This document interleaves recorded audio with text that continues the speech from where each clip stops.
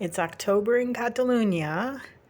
We had a really wet day yesterday after a summer of really drought conditions. And so I've started shifting around the compost. I should have taken a before picture, but you can see that the wire fence tower is empty with cardboard at the bottom again. And I'm debating whether to restart because as much as I enjoy squirreling away the leaves, I really have more organic matter in process than I have dirt since I don't have any land still. But I thought I would capture a couple of peppers, still trying to be peppers at the end of the summer. Both of these bins will need to be turned toward the sliding door because it's high wind conditions now. I have one little quail left, unfortunately. I went north to Poland, Denmark, and Sweden this summer and left the birds with family. We had some casualties and some escapes in Cubeus, so they went on summer vacation and only one came back, which seems like a rather lonely thing, although I've been spending a lot of time out here moving dirt around, so she has company for now. I think I'm not going to hatch anymore. I think we had our fun. We started with quails during COVID. If I saw somebody who was giving them away, or I don't know, if the kids really convinced me to do one more hatch, I would do it. But it kind of had its moment. They're still lovely. They're still nice, quiet little birds. She's still laying an egg every day, but it's hard to find people to look after them when you travel. So right now you can see I have all kinds of bins and tried to kind of use all of my largest pots for drying out the compost that got drenched. The very bottom of the biggest bin smelled anaerobic and not great, but most of it's good. The trouble is that my largest garden beds really aren't soil. They really are, they're organics and expanded clay for moisture retention. And if you put enough red pepper seeds in them, which is to say all of your red pepper seeds always, then you get a few red peppers out of the deal.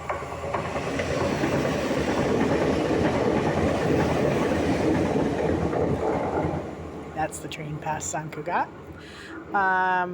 But it's actually been kind of hard on this side of things. In the hottest part of the summer, we close the awning, and that means they don't get the light that they would, but it's still scorching hot.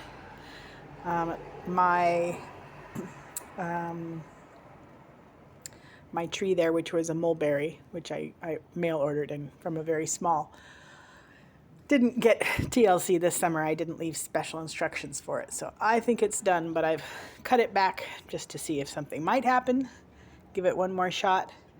And I don't know. There's part of me that would like to just put this in the park and get a lounge chair and read a book. But I also wake up in the night thinking about things I could make and build and do if I had land. Since I don't have land, I do this.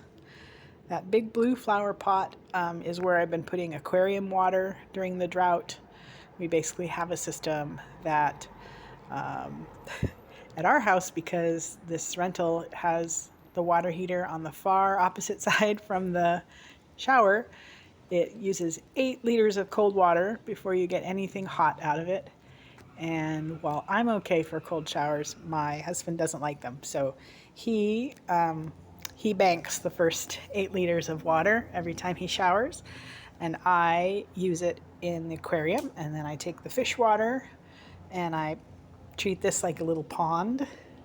I had a very good time in September using the skimmer net to take all the mosquito larvae out of the outdoor pretend pond and feed them as live bait to the aquarium inside. They love it. It's a little bit crazy because I've trained them to dash into the net, which is not what you usually see from aquarium fish. But right now it's kind of a way to put the snails away without upsetting the kids.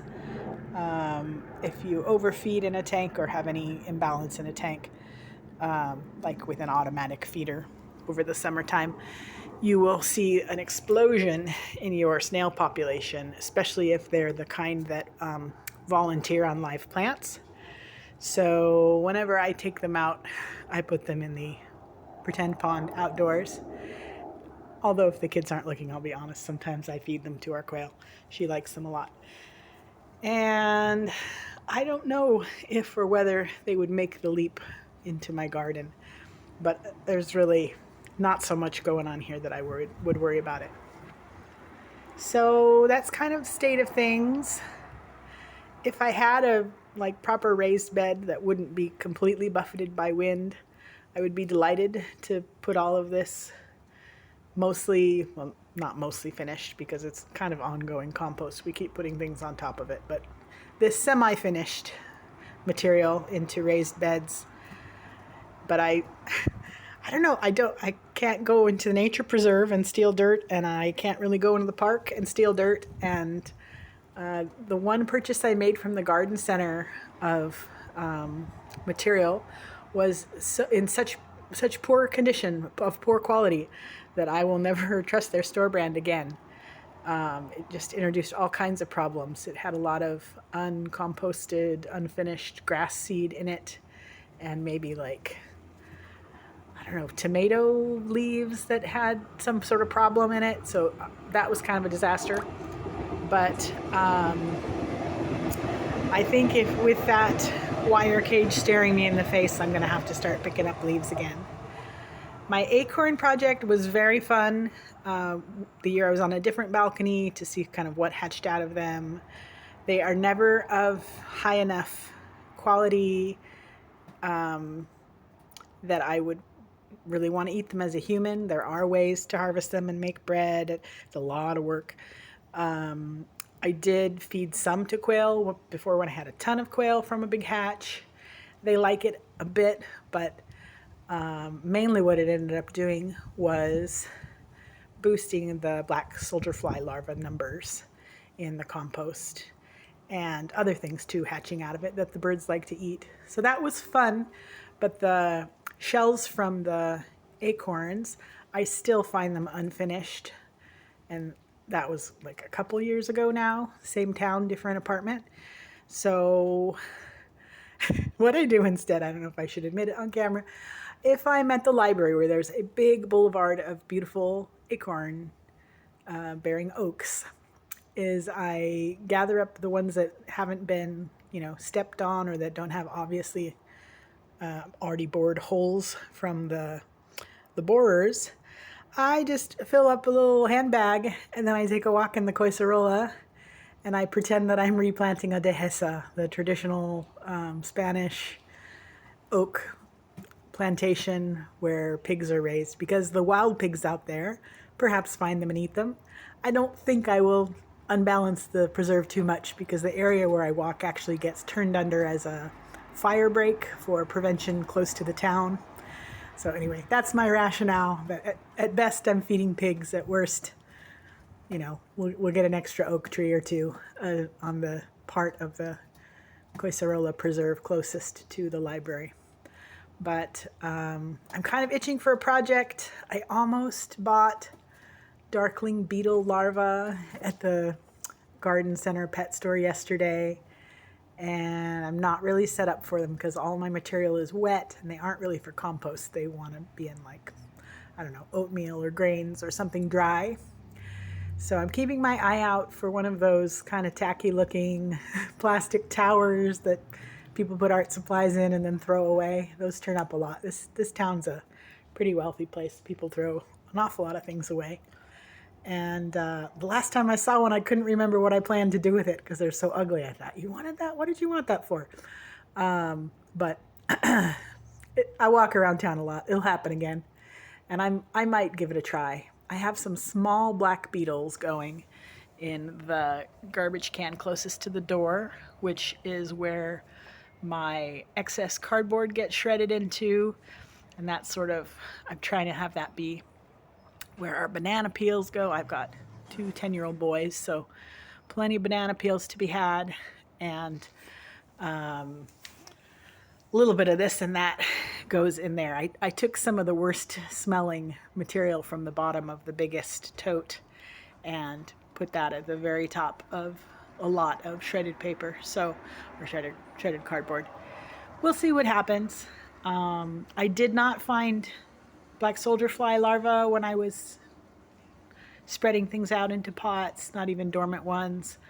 I did find a couple worms in my red pepper bin. I'm down to 2 palm trees. These are jelly palms that I germinated from seed, which takes a really long time. And I kind of love them and I'm proud of them. And I kind of know that they are an absurd thing to grow on my balcony because they want to be real trees. But I had, I don't know, 10 or a dozen. And these have made it to the real frond stage. And I don't know, I just like them.